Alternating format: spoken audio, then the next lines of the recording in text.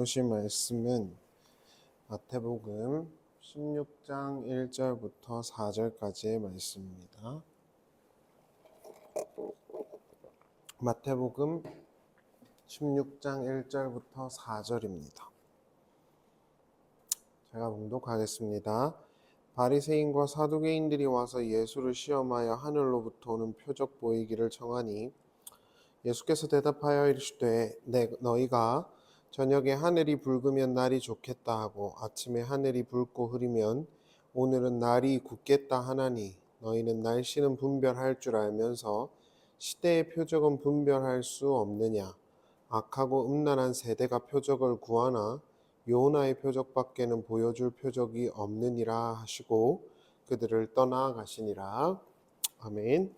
우리가 지난 시간에 예수님께서 떡을 먹이신 사건들에 대해서 함께 나누었습니다.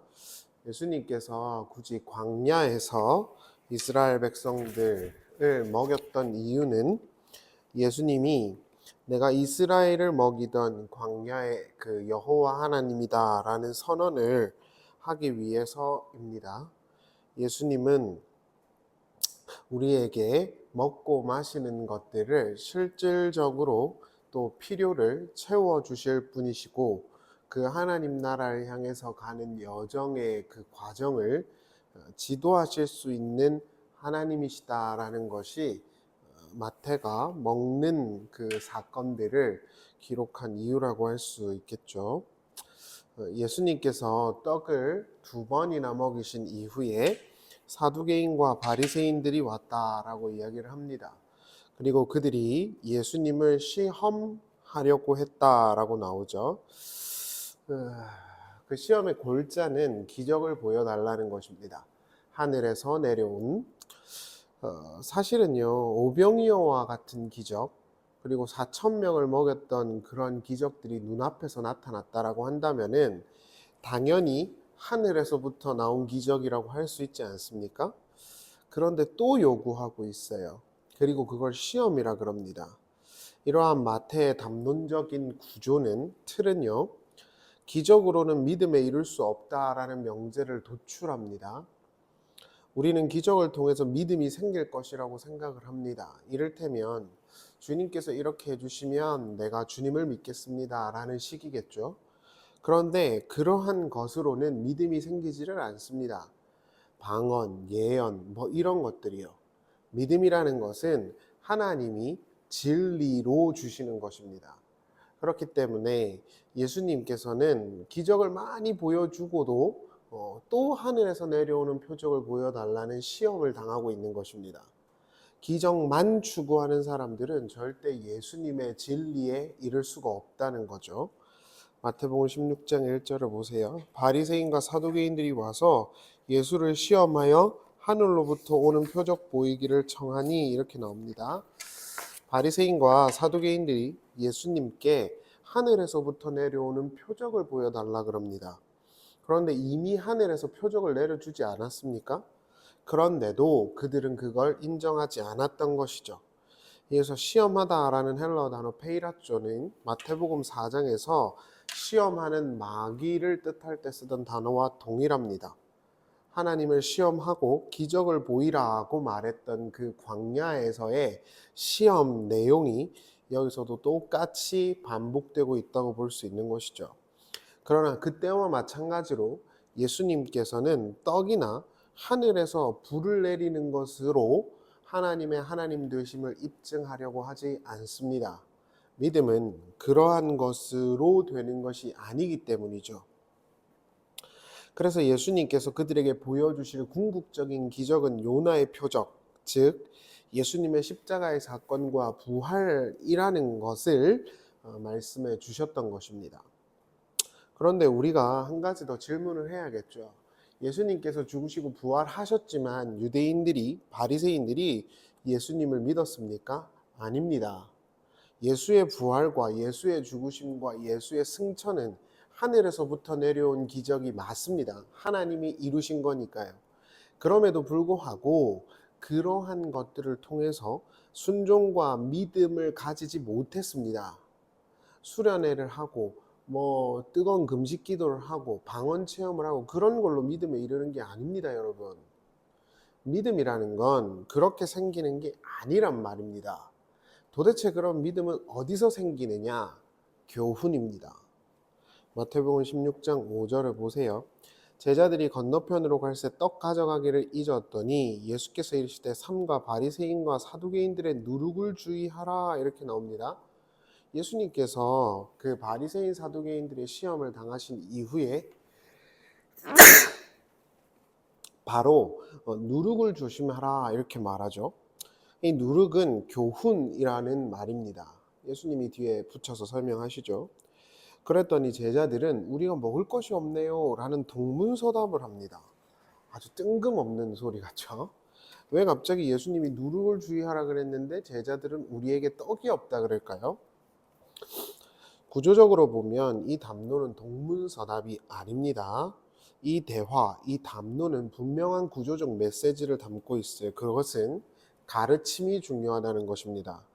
예수님께서 바리새인과 사두개인들의 누룩을 주의하라고 하셨던 이유는 그들의 가르침과 그들의 교훈, 교리가 문제가 있다는 걸 지적하신 것이죠.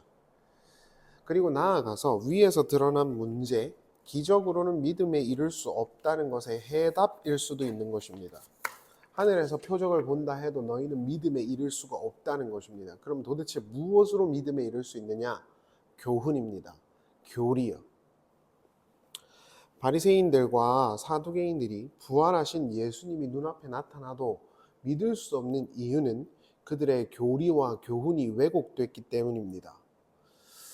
여러분 혹시 뭐뭐가 밥 먹여주냐라는 말을 들어보셨나요? 어떤 사람들은 저한테 성경이 밥을 주냐 이렇게 물어볼 수도 있을 것 같아요. 그럼 저는 이렇게 답을 말하고 싶습니다. 네, 밥 먹여줍니다. 하나님의 바른 진리와 하나님의 바른 교훈과 하나님의 바른 교리를 고수하는 것만이 역설적이지만 차고도 남는 삶을 사는 유일한 방법입니다. 하나님께 잘 보여서 기도하고 순종하고 헌신해서 복을 받자가 아니라 하나님이 우리에게 보여주고자 하는 그 아들 안에 담긴 진리를 고수하는 것만이 우리를 밥 먹여줍니다. 이게 지금 이 마태복음의 선언이에요. 마태복음 16장 7절을 보세요. 제자들이 서로 논의하여 이르되 우리가 떡을 가져오지 아니하였도다 하거늘 예수께서 하시고 이르시되 믿음이 작은 자들아 어찌 떡이 없으므로 서로 논의하느냐? 너희가 아직도 깨닫지 못하느냐? 떡 5개로 5천 명을 먹이고 죽은 것이 몇 바구니며 떡 7개로 4천 명을 먹이고 죽은 것이 몇 광주려였는지를 기억하지 못하느냐? 예수님께서는 그 제자들이 여전히 떡 문제를 가지고 고민하고 있는 걸 보시고 꾸짖습니다. 야, 내가 얼마나 많이 해줬냐? 내가 얼마나 많이 채워줬냐? 내가 얼마나 너희에게 기적을 많이 베풀어 줬냐? 그런데도 아직도 떡 타령이냐? 이 말입니다. 다들 먹고 살기가 힘들다 그러죠. 신자들도 마찬가지일 것입니다. 그러나 신자들은 먹고 사는 문제를 고민할 이유가 없습니다.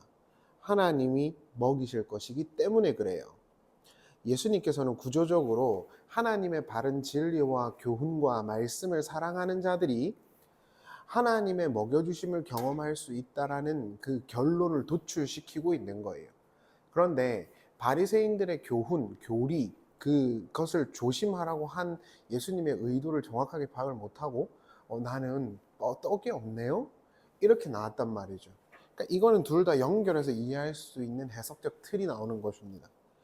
기적으로는 믿음에 이를 수가 없다.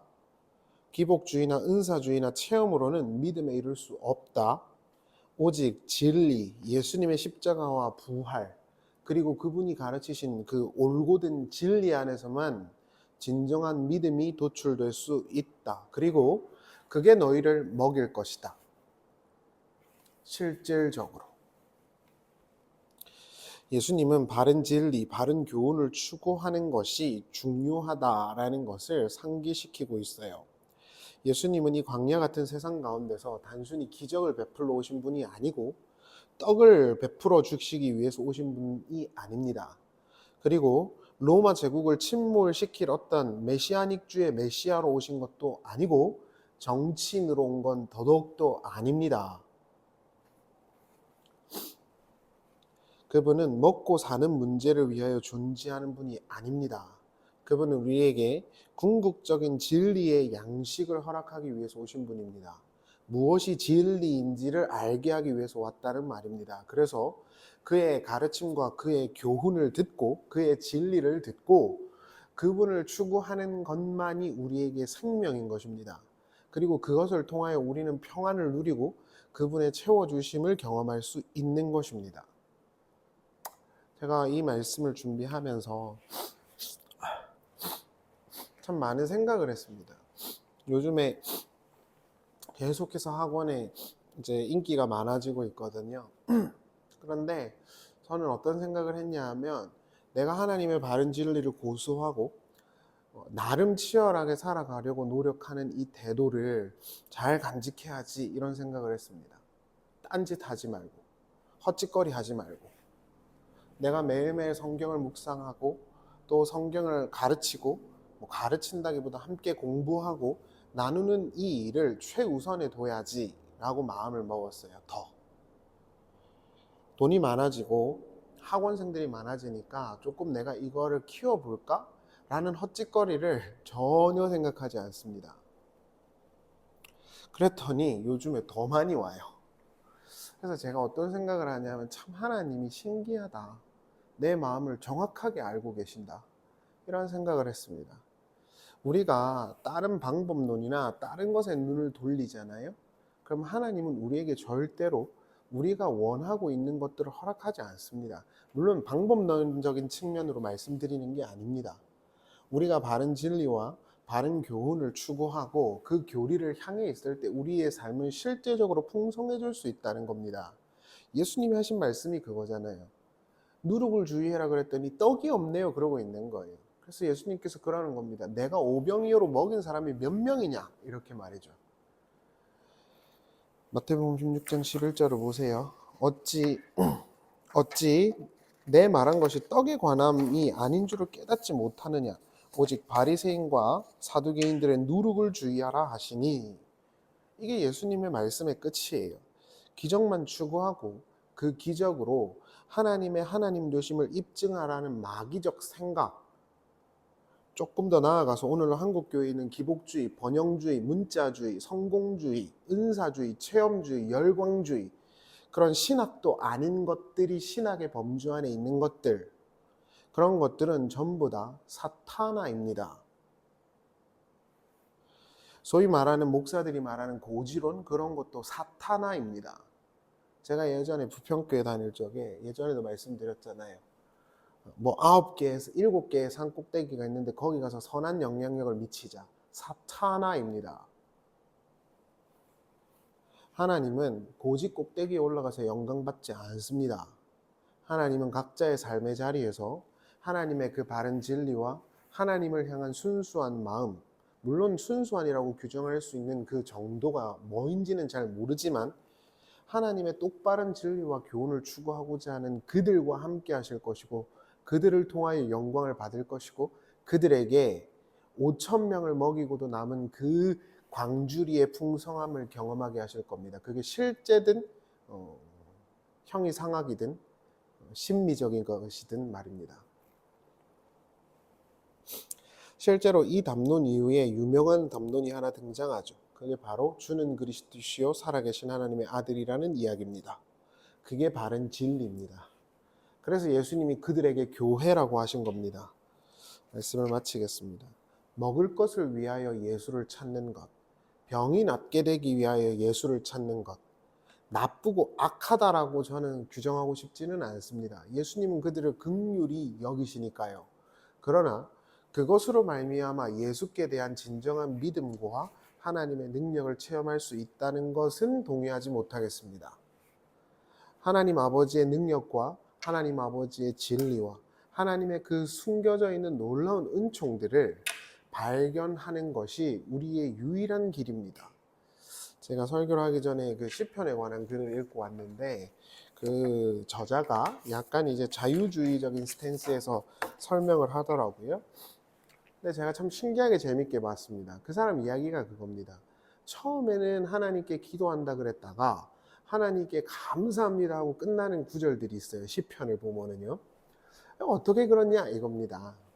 앞뒤가 안 맞지 않냐 이거죠. 근데 제가 그걸 보면서 참 그렇다 이런 생각을 했어요. 우리는 필요를 가지고 하나님을 찾지요. 누구나 다 그렇습니다. 저희 집도 힘들고 어려웠을 때 어머니가 교회를 찾았겠죠. 그러나 거기서 끝나는 것이 아니라 그 과정을 통과하면서 하나님이 누구신지를 경험함으로 하나님이 선하시고 하나님이 내 삶을 인도하실 것이라는 확신을 갖고 성전 문 밖으로 나가는 겁니다. 그게 시편의 구조입니다. 불안과 불평과 걱정을 가지고 내가 하나님께 아래로 왔지만 하나님이 누구신지 예배를 통하여 하나님의 언약을 통하여 확인하고 나가는 길에 그 선하신 하나님이 내 삶을 주장하실 거라고 확신하는 것입니다. 그 구조기 때문에 시편 안에서도 하나님께 기도합니다. 그래 놓고는 그 뒤에 보면 하나님께서 반드시 내 기도를 들어주실 것입니다. 이렇게 끝나는 겁니다. 미리 감사하자, 미리 기도하자, 뭐 그런 유치한 이야기를 하는 게 아닙니다. 하나님이 누구신지를 알면 이 필요가 왜 생겼는지를 알게 될 것이고, 또 하나님이 누구신지 알면 그 필요를 통하여 어떤 결론에 이르게 하실지를 알 것이기 때문에 그렇습니다. 사랑하는 여러분, 예수님께서 오늘 이 본문 말씀을 통해 갖고 하고자 하시는 말씀을 우리가 잘 들어서 먹을 것이 없다라고 제자들이 예수님께 내어놓은 것처럼 주님 먹을 것이 없습니다 라는 걱정으로 우리가 신앙생활을 하지 말고 하나님의 바른 진리와 교리가 무엇인지를 걱정하면서 살 수 있는 우리가 될 적에 하나님께서 우리의 삶을 인도해 가시는 그 풍성함을 경험할 수 있을 것입니다. 기도하시겠습니다. 주님, 우리의 삶을 지금까지 인도해 주셨고 앞으로도 인도해 주시기를 의탁합니다. 가장 선한 길로 인도해 주시고 가장 바른 길로 인도해 주시기를 의탁합니다. 우리가 하나님께 향한 순수한 마음과 바른 진리를 향한 그 마음가짐이 흔들리지 않도록 그 모든 과정을 지켜주시고 보존해 주시기를 의탁합니다. 늘 함께 해주시고 우리를 지켜주시옵소서. 예수님의 이름으로 기도합니다. 아멘.